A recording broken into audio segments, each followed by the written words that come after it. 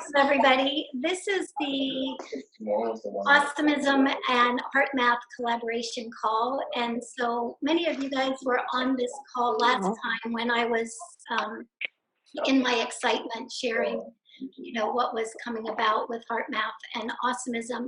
But tonight, what I really wanted to do is kind of take the opportunity to invite you to just to kind of get to know a little bit about the process up to this point of getting here, and also the people that are collaborating with us. So first and foremost, Jeff Benton, I'm going to ask him to introduce himself and just share a little bit. He was really the kind of inspiration behind this collaboration. And so I kind of wanted him to talk to you guys first and let you know, why he thought about putting us together in the first place. So, Jeff? Yeah, thanks, Susie. Hello, everybody. Susie is a friend of mine, and I got introduced to HeartMath probably 6 months ago. And before I went to the HeartMath training, I always understood that we're always imprinting our energetics into the field. But I wasn't really sure how I could affect my own energetics to show up as my higher self. And so when I actually did the HeartMath training, it gave me specific techniques that I could use before going into a situation, during a situation, and then after a situation that were like truly palpable to get me into my heart, where I was operating at a different level, and actually my physiology was changing. And what I loved from my analytical mind is HeartMath has a bunch of science around this. And they're working with everybody from Olympic athletes to UN peace initiatives to, the Dalai Lama and all these folks. And they have technology that actually measures your heart rate variability and your energetics specific to getting into coherence. And when you get into coherence, your physiology changes. And also now they're showing that when we get into coherence, those around us are changing at a physiological level also. And I thought that was like the most powerful thing I'd ever heard, that we're truly all our own alchemists. So with Susie being a friend and then knowing people in Susie's community, and the amazing work she's doing, like the energetics are so important as part of the community. And it's such an incredibly special group of souls that I just said, like, Susie, have you ever heard of HeartMath? And I said, I'd love to introduce you to Sheva and Robert, because they're working with incredible organizations around the world, from Stanford to Harvard to the UN to the Dalai Lama's team. And more importantly, I literally feel my heart when I'm with these two. and I feel the same way about Susie. So I really wanted to connect them and just see if there was a connection on a personal and potentially a program level.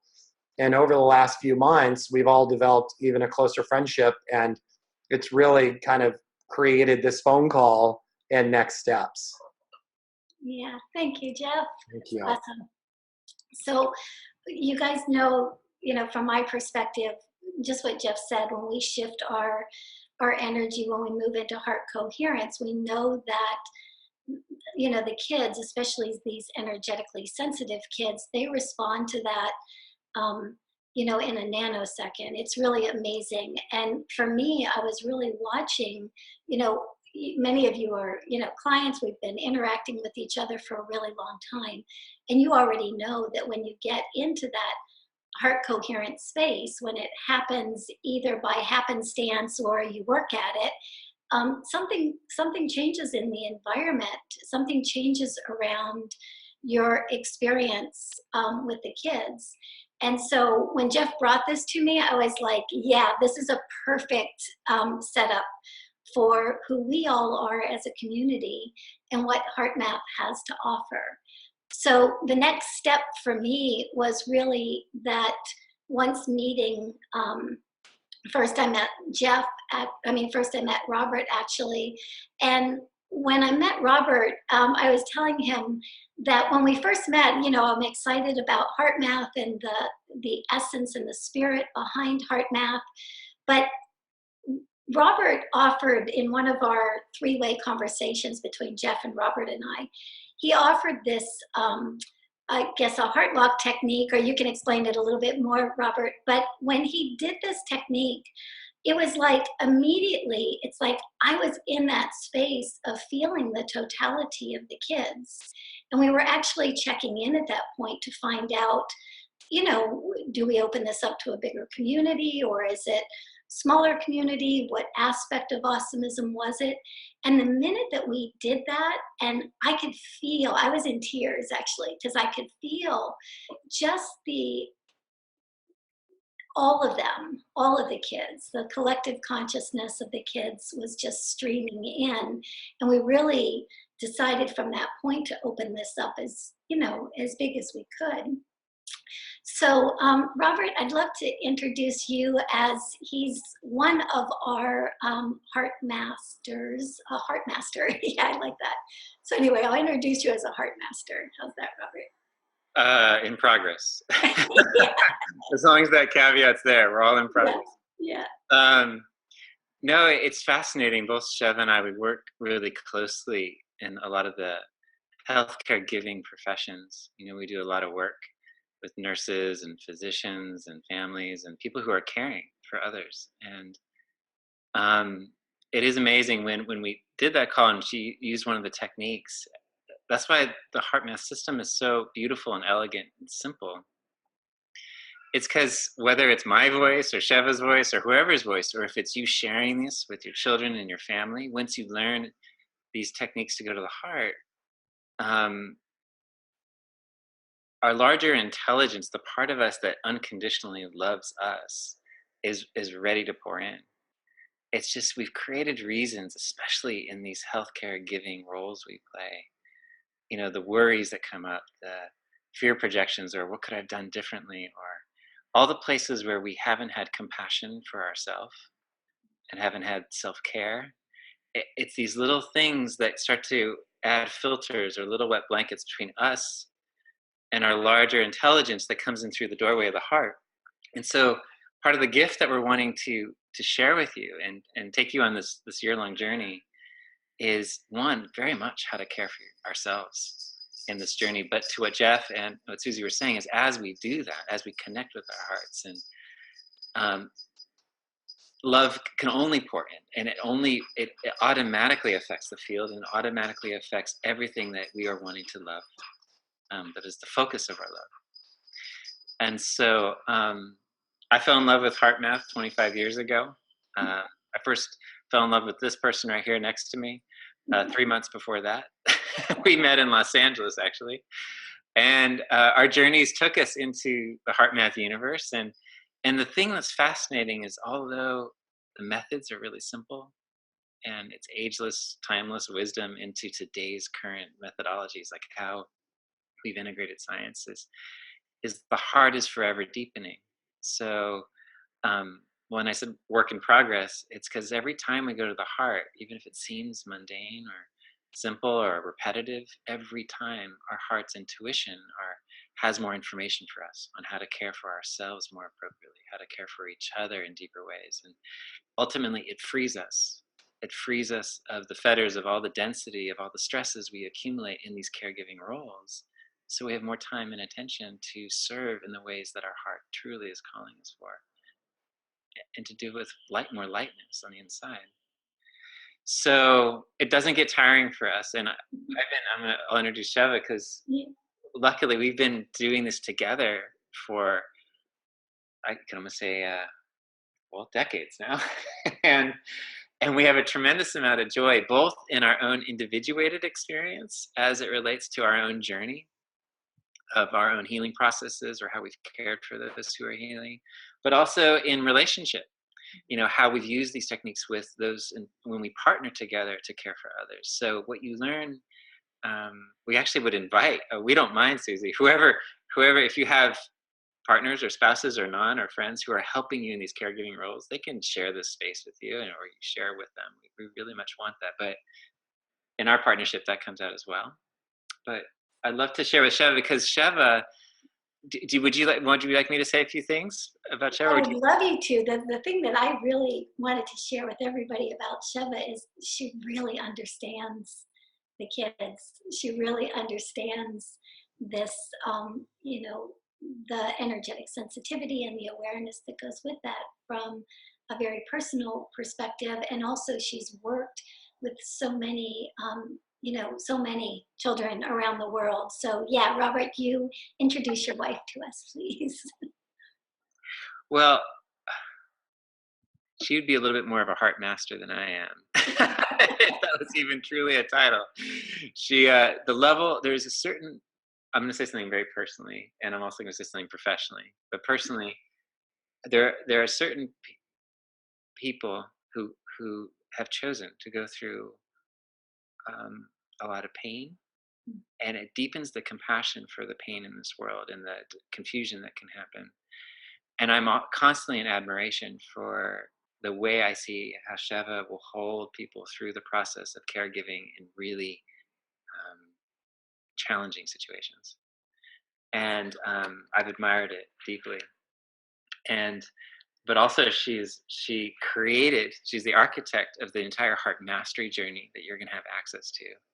So the entire online universe of that, which is HeartMath, it came from her heart. And so it's really a blessing to have us being able to both be together on this journey. So whatever you'd like to add. Thank you. Well, I think there's so much that could be said.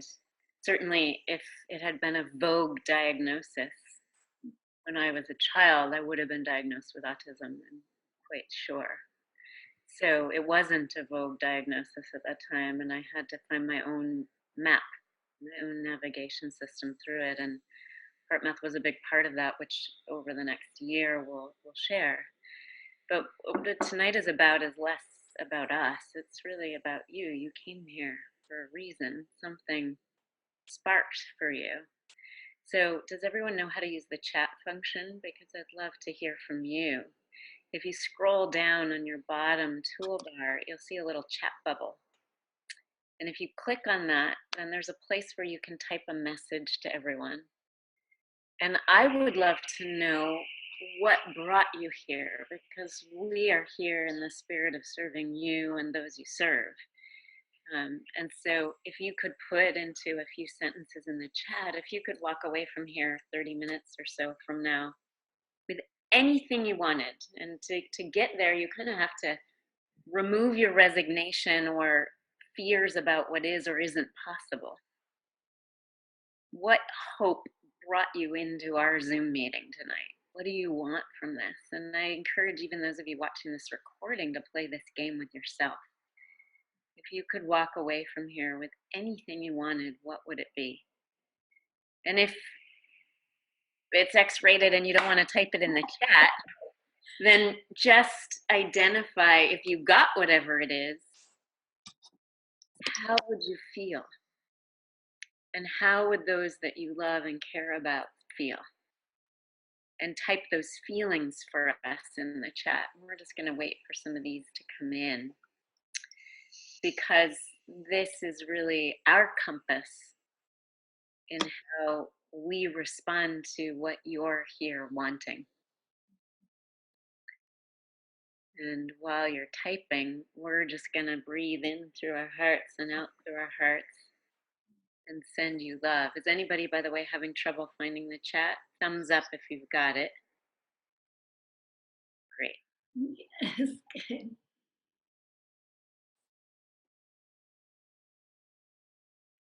Manon, who has one of my favorite names in the world. Better interaction with my autistic son. And Manon, if you got that, how would you feel, and how do you imagine your son might feel? And if you would just type in a few feeling words as well, or a single word will do.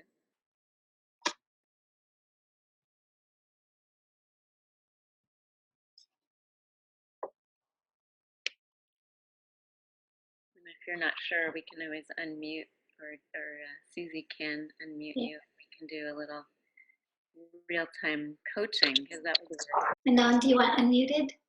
Yes. Ah, she wrote jubilating. Love it. And Cindy wrote a more open heart awareness of the energetics, seeing through the eyes of Christ full love. Well, so far, I would say, as a stewardess, when they say put your tray table in the upright position, fasten your seatbelt, this plane is going to New York. And if a passenger thinks they're on their way to the Bahamas, which they might not want to be today, but then that's the moment that they want to disembark. But I would say so far, everything that's coming in the chat is very much what the interaction of Awesomism and HeartMath can be. These are for sure value propositions we can respond to. Anybody else want to add to this before we use this as a diving board for our conversation? And if you'd rather talk than type, you can unmute yourself or just raise your hand. You can unmute yourself in the lower left corner where you see a little microphone icon.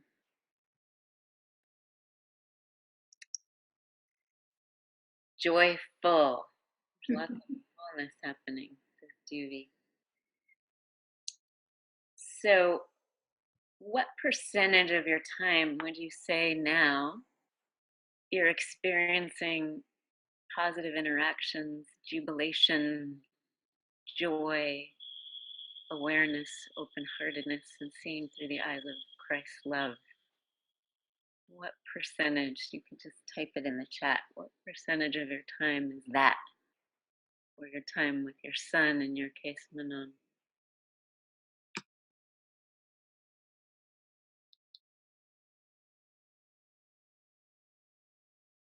So Duvy says 70%. That's a pretty good number. Manon says 60.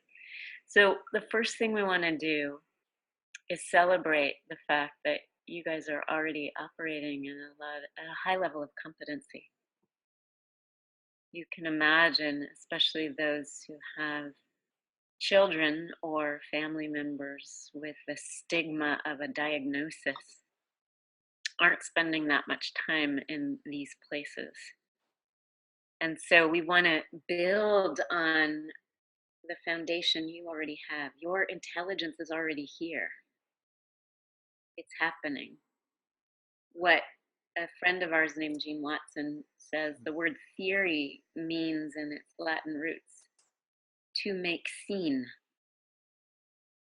When we bring science and methodology to what's already working, then we can do it not just by serendipity, but on purpose. And through that, we can increase the ratios, increase the percentage of time. So that's one of the places this plane is going over the next year. And so my next question for all of you would be, if it's 50, 60, 70% of the time, what's happening the other 50, 40, 30? What feelings or experiences are happening when you're not jubilant and full of love and positive interaction?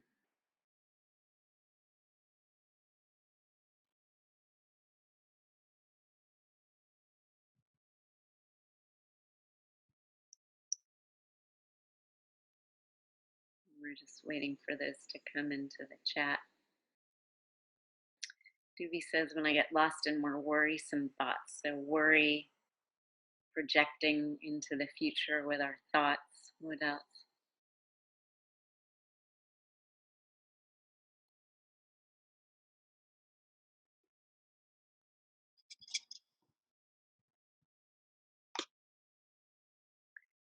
Joan, I think this is Joan's, I imagine this is Joan's desire for this time, is for everyone to love more. And pure freedom, I don't know your name. January. January. To bring more harmony in my son and my life, with the ability to keep it more consistent. And turbulence is going on when it's not harmony. So I'm going to just do a really brief screen share so that we can bring some theory to make seen what is this difference between turbulence and jubilance. And how do we increase the ratios of love with these very aware, gifted children? And for that matter, anyone. So give me just a second and we're gonna see. Can you guys see these lines on my screen right now? Yeah. Perfect. So again, if you'd be willing to type into the chat, if you had to pick which one of these lines would represent feeling, and Manon just wrote, too busy, turbulent, worried, numb, going through the motions anxiously, the top line or the bottom, which one represents those feelings?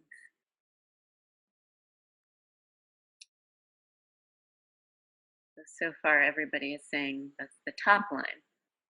And which one of those lines would represent, does anybody disagree? I'm not seeing any naysayers on that. So which one of those lines would represent feeling jubilant and connected and having positive interactions, caring, feeling harmony and joy, the top or the bottom? So it's pretty intuitive. Everybody's picking the blue one. So now the question is, what are these a picture of?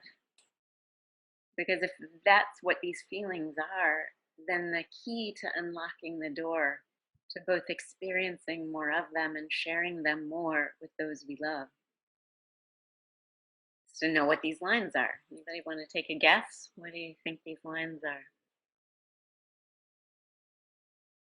Heartbeat, says Manon. Close. There are actually multiple series of heartbeats all strung together. Yes, Stevie, it's HRV, which stands for heart rate variability. It's the beat-to-beat changes in our heart rhythm, like your heart's song. And the place that we use these heart rhythm patterns, typically in healthcare, is in obstetrics and gynecology, where at an at-risk pregnancy, we'll do something called fetal monitoring, where we're actually looking at the fetus's heart rhythm, their heart rate variability. And when it becomes erratic or slows suddenly or accelerates suddenly, that's an indicator of fetal distress and tells us we need maybe to do an emergency C-section. So one of the things that HeartMath discovered is that heart rhythms aren't just good for demonstrating fetal distress, they also show us adult distress and anyone's distress. But beyond showing us distress, they're a doorway to self-regulating distress so that we can actually learn to regulate our own heart rhythms and bring more harmony to ourselves and our own bodies and minds, but also to the minds and bodies of those close to us by radiating these coherent or ordered or harmonious heart patterns into the field. And the thing that generates coherent heart rhythm patterns are feelings like the ones you already have stabilized into a high percentage in your lives. What most of us don't know is that we seek those feelings of harmony or jubilance or joy or peace reactively. We want things in the environment to go the way we want, to feel the way we want to feel. We want to win the lottery to feel great. But what we teach at HeartMath is how to create those feelings proactively, even in the midst of very challenging environments like violent conflict zones or with someone else who's not coherent in that moment. And this changes over 1,400 things in our physiology, including the way the brain works. And I'm just gonna pull up, my computer will let me. a quick slide to show that, and then we want to hear more from you.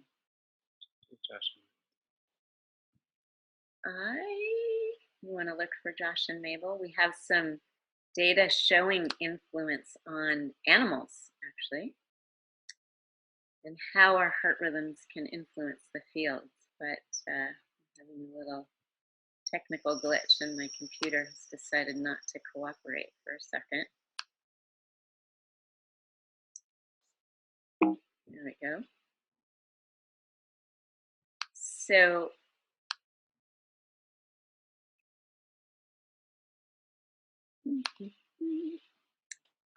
one of the things that we know about the difference between awesomism and autism is that a brain in someone like me who has what gets labeled as autistic, when it's reactive to the environment and oversensitized to the environment and unable to interact with the environment, as I spent periods of time in my youth in those states, has an enlarged amygdala and less innervation and blood flow to the prefrontal and frontal lobes, which facilitate communication and interaction. And so this slide kind of shows what happens when we are distraught and unhappy, or if we don't know how to self-regulate that, when we're in a field environment where others are stressed, then it actually shuts down those brain centers and amplifies the survival activity of the amygdala and causes it to increase in size. And when we feel feelings like the heart, we call them heart feelings, the feelings that create a coherent pattern, it sends a signal up the vagus nerve to the brain and changes which brain centers we perceive life through and respond to it from. So you see this happy baby's brain is not shutting down. The frontal lobes are innervated, they're receiving blood flow. And in my own journey, finding a map out of the traumatic side of awesomism, learning these simple skills to self-regulate my heart and access new ways of perceiving and responding was crucial to going from being traumatized by life to realizing that I had a capacity to perceive life in a more sensitive and caring way than some of my contemporaries. So what was a burden in the early years became a gift. And HeartMath tools were one of the skills I used to unwrap the gift. So that being said, that's a lot to say. I want to check in and see how all that is landing for people, and if that makes sense, or if you have questions for us, or Susie and Robert and Jeff, if there's anything you want to add.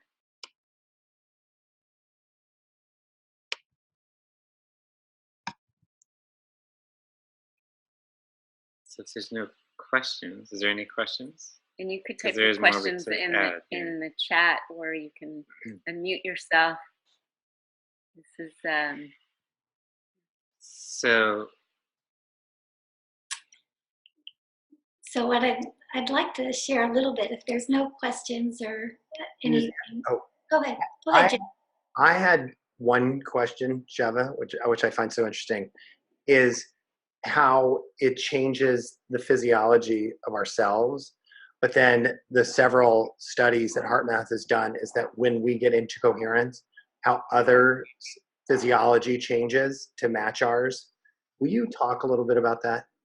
This is Robert's favorite subject.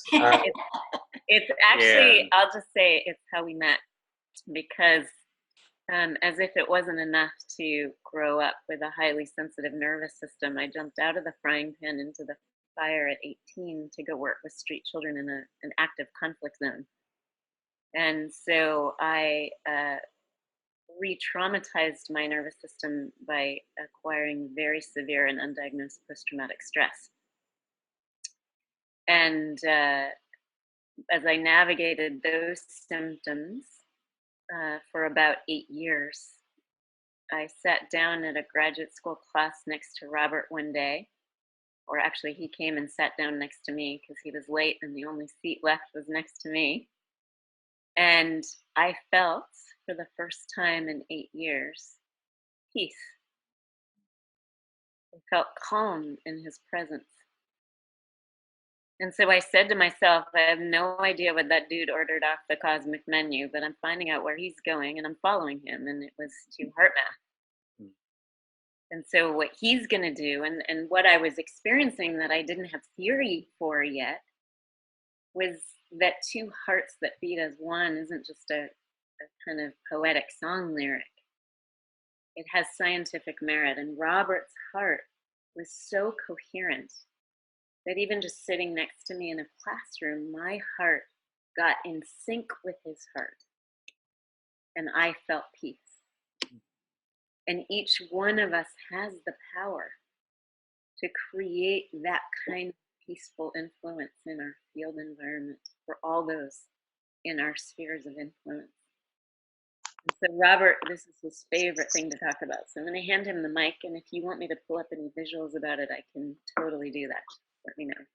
So what's amazing about this is that, like, with the heart, there's a basic law of physics, really, that anything that produces electricity, which the heart does, produces an electromagnetic field. And the information in that field changes based on those two images we just looked at. So if our heart rhythms are chaotic, the information in that field becomes chaotic. And when our heart rhythms are coherent, the information in that field, which can easily be measured 3 feet from the body, but it goes quite farther. It's based on the sensitivity of the equipment. But that information becomes coherent. And so for individuals who are extremely sensitive to their field environment and are on alert of what feels safe or unsafe, and how do you create an environment to help promote safety and healing and harmony and balance, which helps the integration and to see all their larger capacities in an aligned way, which is in a beautiful service to humanity in the world, versus how do we relate to this crazy world. As the ones holding the space, as the caregivers holding that space, it is an amazing thing to understand that as we shift ourselves, it shifts the environment. It's not necessarily a list of things to do or getting everything just right and perfect. It gets down to these subtle inner feelings of what we hold in our heart truly matters. So the more that we can get back to our heart, if we see ourselves getting stressed or anxious or worried or turbulent, and we don't create a story about it. It's not wrong, it's not bad, I'm not failing. It's just like, oh, my heart rhythms are a little incoherent right now. And with a very gentle, nurturing compassion, you can go back to the heart and produce and actually create as a gift to yourself first, because all your cells, all your bodies are in between your heart, which created life, and the environment. So you're going to benefit from that, but it affects the field.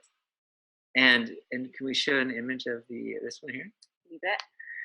So this field, which is measured in hertz, this is not an aura.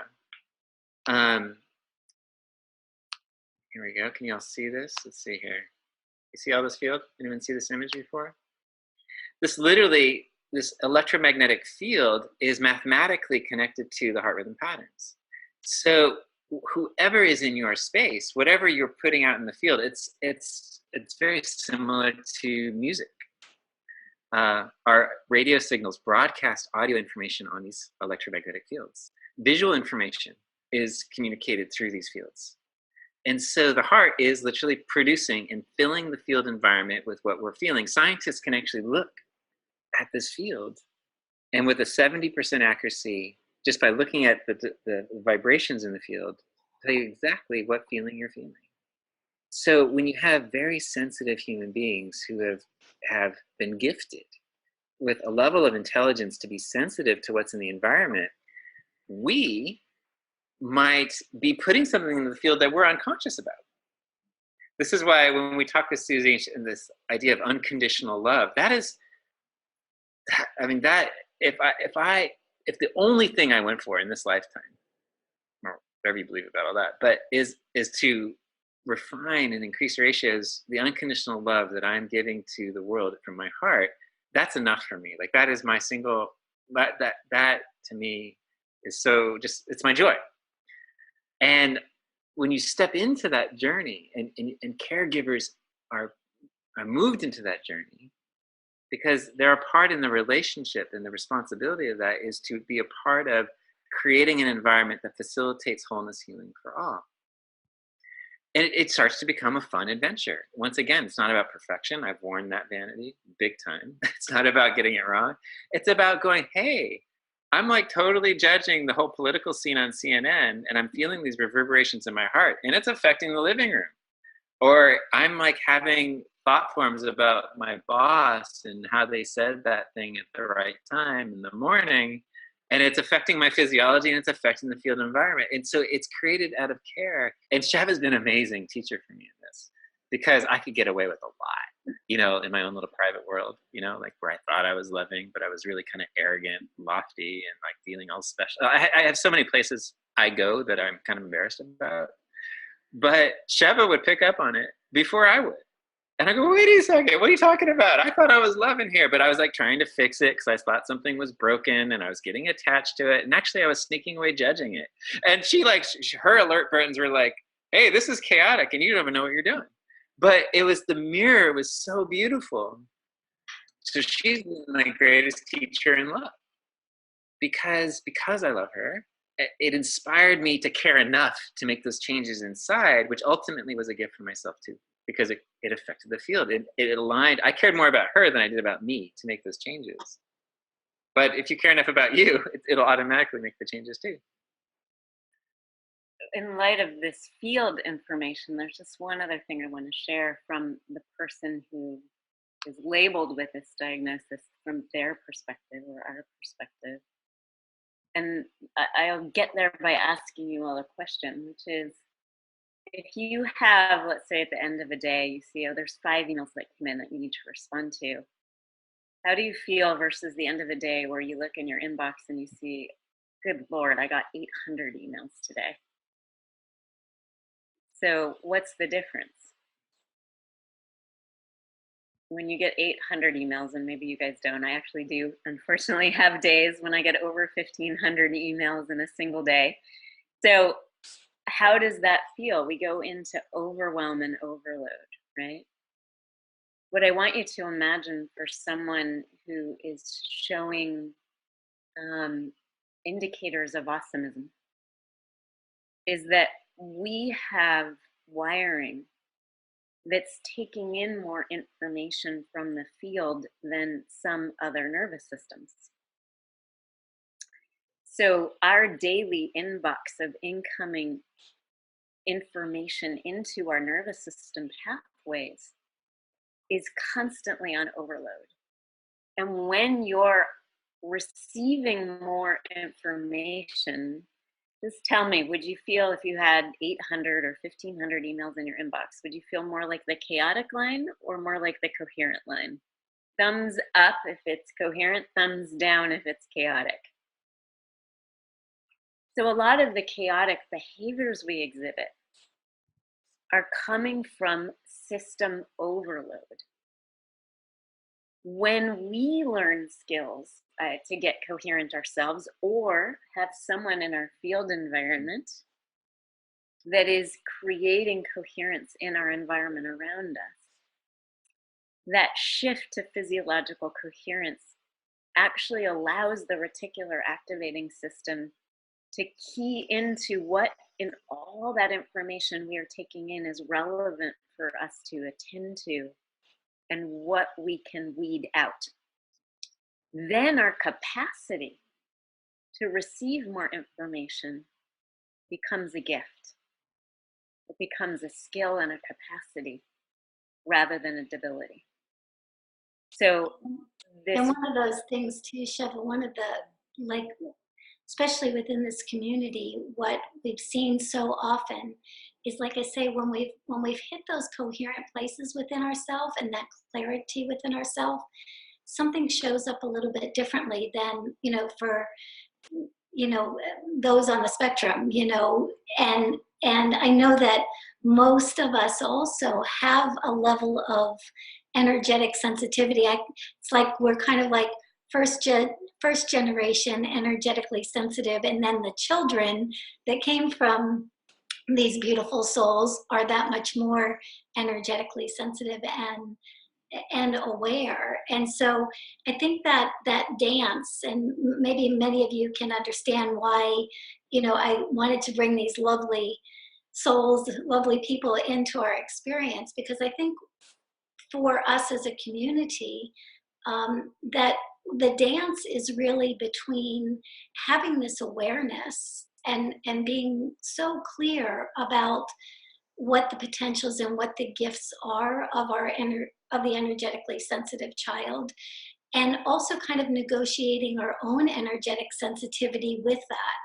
So it's like this, it's this dance that seems to go on, all the time. And I know that in my own experience, back when I was a speech language pathologist, and then when I, turned into multidimensional communicator and all those other fun things, what I noticed is that each time that sensitivity kind of got ramped up, there was a certain degree of embodiment, or another level of opportunity to move into heart coherence. And I think especially right now, with all the energies moving the way they are, and that cycle is ramping up so quickly, it's almost like what I've watched amongst all of you anyway, as I've been working with you, is that there is that heart coherence and everything goes smooth and sailing beautifully for a while. And then all of a sudden our own energetic sensitivity gets triggered again, or the kids get amped up again, or just collective consciousness is going through something. And then we're having to renegotiate that all over again. So, and I love what you said, Robert, about it always being a work in progress, because I think we forget sometimes that we've had those stabilizing places, and then all of a sudden we're in a whole new, we're invited to a whole new level. A matter of fact, it was funny, I was driving to pick up the dog today, and as I was coming back, I was like, okay, I've got all of this energy. I just talked to Jeff last night, and I had all this energy moving around, and these ideas were, just clicking into place, and deeper awareness coming in. I was like, what's going on? What's going on? And you guys know how license plates talk to me. So I looked at the car in front of me, and the license plate in front of me said, next level. And I went, okay, game on. So I think that, you guys can see why I really wanted to invite Robert and Sheva and Jeff into this kind of community, and the skills that they have through HeartMath and that capacity to support us in, in finding that balance, and with each time we get, let's say, ramped up, because it seems like within this community it happens quite a bit. So Robert, one thing I'd love to add to that is, the timing on this coming together as a family, really, with a very common service and care that we all hold.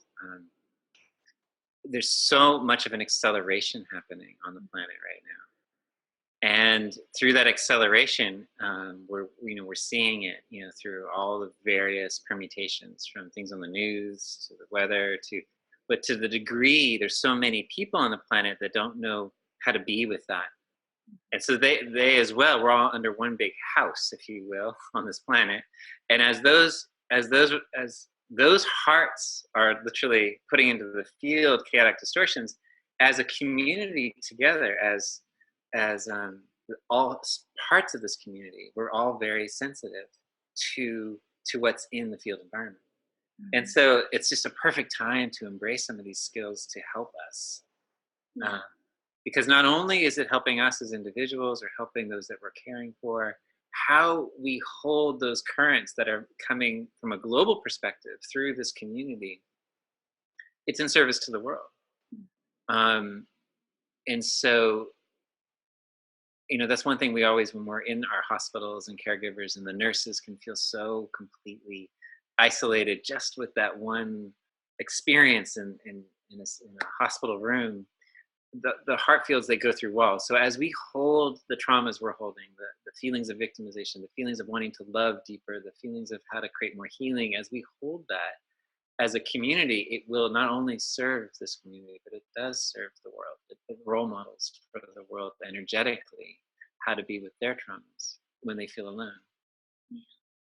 I think the original present, or the original focus too, Robert, for me is like, just hearing over and over again from the collective consciousness of the children and from the children of many of the people on this call tonight or who will be listening to the recording was, that the statement that we actually have on the image, it's the kids saying that we can't be here until here's love. And I think that that's probably true of every person on this planet. I think that none of us, it's like to fully be here, to fully embrace ourselves here, we're looking for that, and yet at the same time, we're the ones that get to create that. We're the ones that get to create that field. So it's not so much, looking for it outside of ourselves as creating, using this year-long process to really create that field for ourselves. And I just have no doubt in my mind, only because I've got the collective consciousness of the kids talking in my ear all the time, that they show up differently. All of us energetically sensitive ones show up differently because love's here, and even more so because we help to create it. So it's pretty amazing. So one of the goals for the arc of the year, is it okay to go into that, Susie, a little bit? Sure. Is not only is it a time and a chance for the community to come together and just share love, share these stories, share what's challenging, but also where our growth is, and as we grow as a community, it all will facilitate one another. But it will also travel through that time on the backbone and the structure of heart mastery, which is it's a series of tools that advance as you go. They build on each other. And so what Shev and I would bring into those discussions are our core essence look at some of the techniques and the methodologies of how to integrate the heart into all these aspects of what we're going through. And so it builds on each other through the year. And at some point, at the time appropriate point, you also receive technology. You'll get something for your smartphone or your tablets that actually show you your heart rate variability patterns. So it really will ground it scientifically into the evidence, but we don't lead with that because really this is work of the heart, the qualities of the heart and the culture of the heart and the community. That is the strength, but the technology will be there to ground it as well. So for those of us where our nervous systems have perhaps maladapted, not in a bad way, but in a way that's a little less healthy over time through all the accumulated stress, we'll see in real time where is our physiology, and it'll serve as a coach, as a reflection of our physiology, and you'll find that a really useful tool as well. So that'll get integrated through the journey. That's a picture of it. Anything else you want to add to the journey?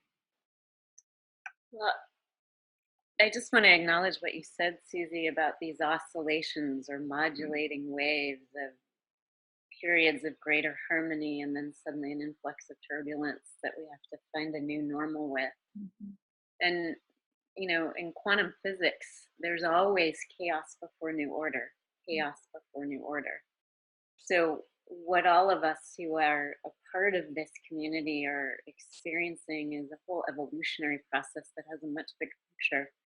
We actually talk about that overtly in Heart Mastery. It's the only place, in fact, where we peel the curtain back on Oz in the HeartMath universe and talk about the bigger planetary changes that are happening and how HeartMath science and HeartMath tools were designed to help human beings of all sorts navigate these changing times.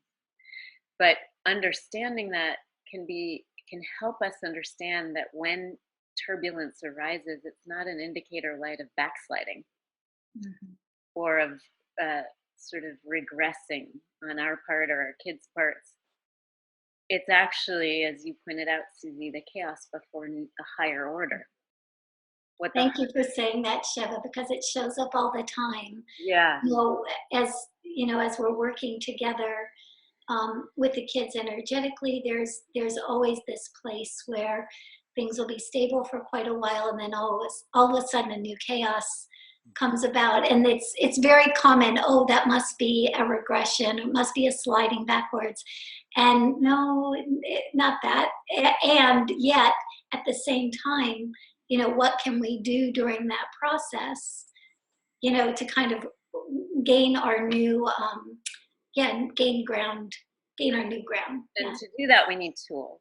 We need tools that create order. And it turns out the heart is kind of a universal solvent that brings order to all of our physiology and the field environment. So as we encounter the chaos before higher octaves of order, the heart and its power, if we have skills to tap into it, help us shortcut that process. So we get to new stability and higher order more quickly. And that's what the tools were actually designed for. So in the Heart Mastery Program, which you'll have access to if you join us in the coming year, you'll have that science and that conversation and pre-recorded webinars that you can watch on your own time.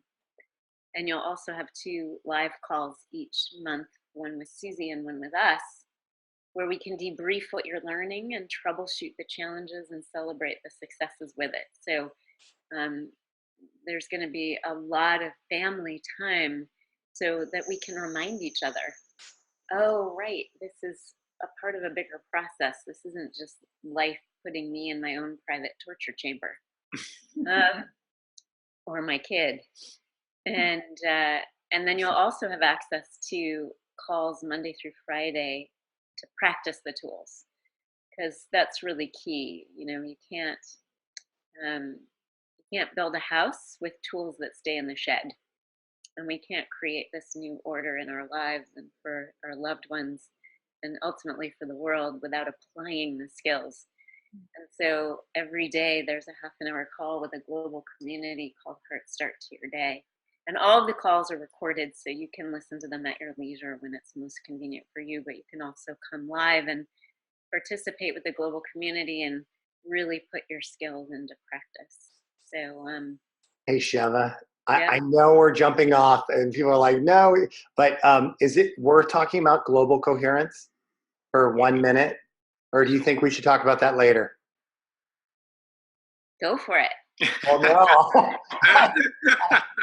I know I was impressed with it. I can't remember, but I mean, there is something around a community that's doing HeartMath together where they show everybody is rising.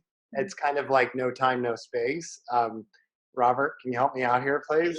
It's the leading edge of our research. Yeah, one of the cool things that the sensor will give you access to, not only will it give you access to a personal kind of coach for your own physiological balance, there's another app you can access that is a global coherence app. And what it does is, on one hand, we will create a subgroup with this community where anytime we're doing heart radiance for the world, heart lock-in centerings, and you're on the technology, you'll see as points of light on a globe all the places that we're as a community adding heart to the global coherent field. In addition to a sub-community, there's also the larger community, where there's tens of thousands of individuals who are part of this global coherence initiative. Sheva and I Sheva is the architect of it, created an animation that's going to be launched on International Day of Peace, where people all over the globe will be putting coherent heart into the field environment to create higher ratios of potentials for peace to manifest. And so you'll be a part of that community as well. So that's just a thumbnail, but we'll go deeper into it. And we can measure those results. So as Susie's talking about moving from these chaotic periods to more coherence. And we're doing that in our personal lives around the dinner table. It's happening on a global level. And so annually on the International Day of Peace, there are researchers at Princeton University that monitor random number generators. And when millions of people are radiating peace to the planet on Peace Day, random number generators get coherent. They stop being random. So with enough of us radiating peace into the field, it can be Peace Day every day. And you have the opportunity as part of the Awesomism community to be one of those pacemaker cells in the heart of humanity. Thank you. Yeah, beautiful. Do you guys have any other questions for us? I know we're wanting to be mindful of your time as well. So do you have any other questions for us about the process? That we actually have the beautiful web page is finally up for those of you who've been asking for it. So it's there at susiemiller.com. It lays out everything very specifically about what comes with the process. It gives you the specific dates as to when you'll be with Chev and Robert, when you'll be with me. So that's a great thing to take a look at. And it probably will give you a little bit more, filling in the blanks kind of thing. And if you have more questions or any questions after you take a look at that, you know where to find me for sure. So anyway, Robert, Sheva, Jeff, do you guys have anything else that you'd like to share before we? We're grateful, Susie, that we've just all made this connection together. We definitely are deeply in sync with your vision and this community's vision for more balance in this world, and how do we create a healing environment together. So it's an honor to be a part of this, and it's a privilege. And so whoever decides to join us, it'll be a beautiful, intimate, expanding time. So thank you for inviting us. Thank I you. was just looking, Susie, to see if I could find the link to the webpage so we could drop it in the chat for people and make it really easy. Cool. Do you have it? That's a good question. You're a little bit more tech savvy than I am, Sheva. Hold on just a second. Let me see if I can. Did you say susiemiller.com? It's at susiemiller.com, and then it's at I think it's /HeartMath. Let's see. Yeah, if you just go to susiemiller.com and spell it SUZYMILLER, and yeah.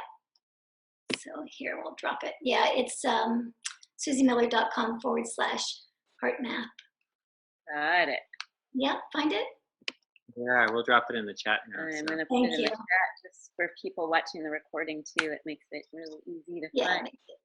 Awesome. Thank you. And we welcome any questions that come up in hindsight. I obviously have a personal motivation for helping lift those who are trapped in the tangle of this, and delighted to provide a map that there's a whole other side, a magical side. Yeah, absolutely. Thank you. Anybody else have anything they want to add, say? I think it would be valuable before we close for us actually to feed the field together. I think so too. Yeah, absolutely. It's my favorite part. Us to use the HeartMath tool and send love to the children and their caregivers and everyone on the planet who doesn't even know about Awesomism yet. Robert, do you want to tuck us into a heart lock-in? Sure. So let's just everyone shift our attention to the area around the heart. You can put your hand on your heart if that helps, but you don't need to. Breathe through the area around your heart, right in the center of your chest, a few seconds in, a few seconds out. A little deeper than usual. It's not forced, not strained.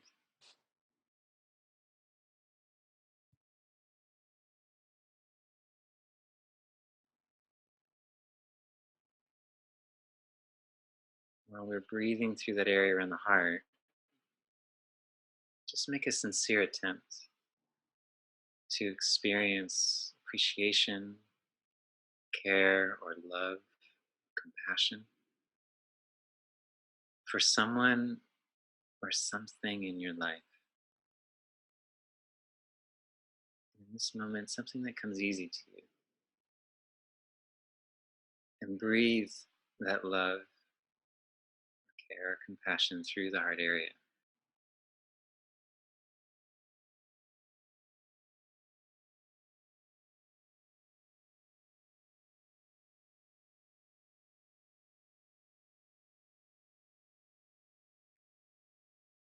When you breathe that through the heart area, just gently radiate that feeling to yourself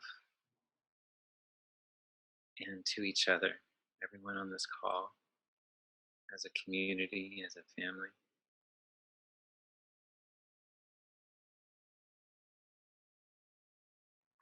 Breathe it to those that we care for and serve and are holding a loving, caring, healing space for in our life.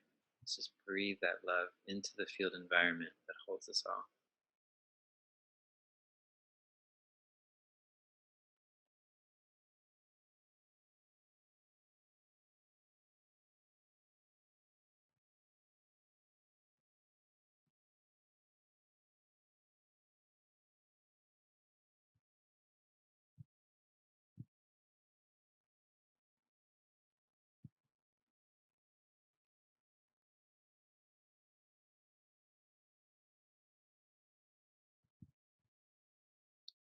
From this place, ask your heart,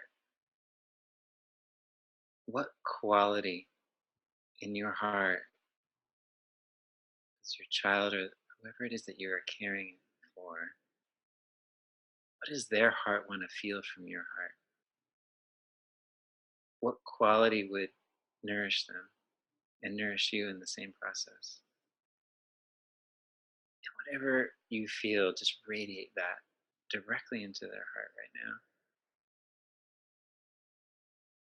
knowing that you are receiving it as well.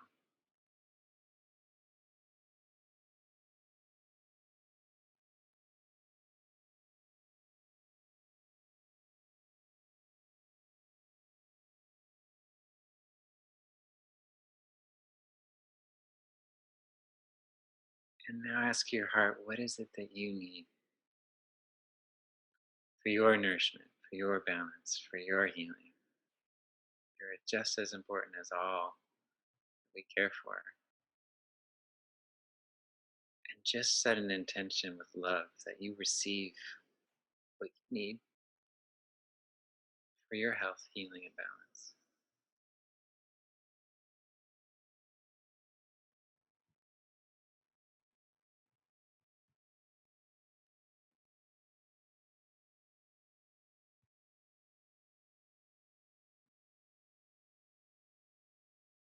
Thank you.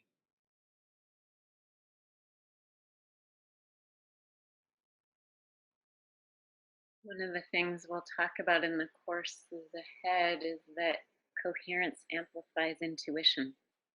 So Susie obviously has had a lot of coherence building as she's tuned in and tapped in and turned on to the kids.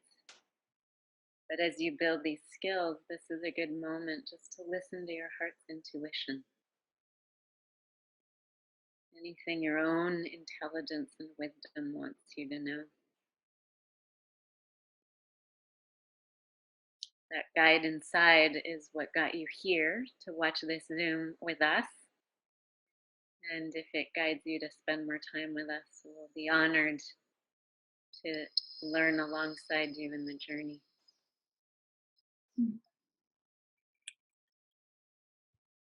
Thank you, Sheva. Thank you, Robert, Jeff, everybody else for showing up here. It's like wonderful. And yeah, join us if you like.